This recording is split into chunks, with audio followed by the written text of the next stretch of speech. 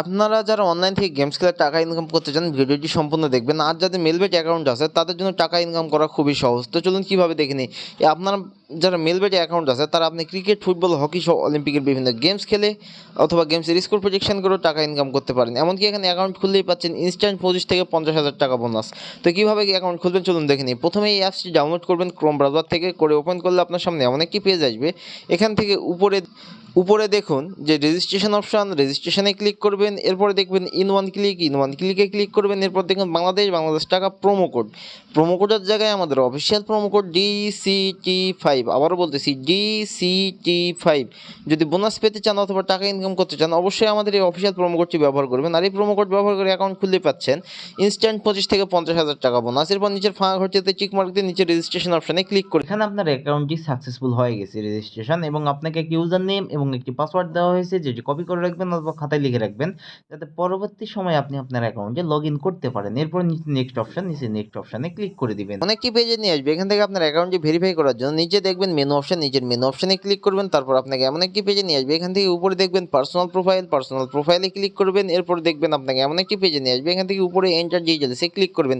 Enter ডিটেইলসে click করলে আপনাকে নতুন একটি ফর্ম দেওয়া হবে। এই ফর্মটি আপনার এনআইডি কার্ড দিয়ে ফিল আপ করেন। ফার্স্ট নেমের জায়গায় আপনার নাম লিখে দিবেন, ডেট অফ বার্থের জায়গায় আপনার জন্ম তারিখ লিখে দিবেন, প্লেস অফ বার্থের জায়গায় আপনার জন্মস্থান লিখে দিবেন, রিজিয়নের জায়গায় আপনি ঢাকা সিলেক্ট করবেন, সিটির জায়গায় আপনি যে সিটিতে থাকেন সেই সিটিটি লিখে দিবেন, রেসিডেন্ট অ্যাড্রেস এখানে আপনি জেলার নামটি লিখবেন, ডকুমেন্ট টাইপ এখানে আপনি ন্যাশনাল আইডি কার্ডের সিলেক্ট করবেন, ডকুমেন্ট নাম্বারের জায়গায় আপনি ন্যাশনাল আইডি কার্ডের নাম্বারটি লিখে দেবেন। এরপর ডেট অফ ইস্যু এখানে আপনি ন্যাশনাল আইডি কার্ডের পিছনে ডেট অফ ইস্যুটি লিখে দেবেন। এরপর ইস্যু বাই এখানে আপনি বাংলাদেশ গভর্নমেন্ট অথবা বিডি গভর্নমেন্ট লিখে দিয়ে নিচে সেভ অপশানে ক্লিক করবেন।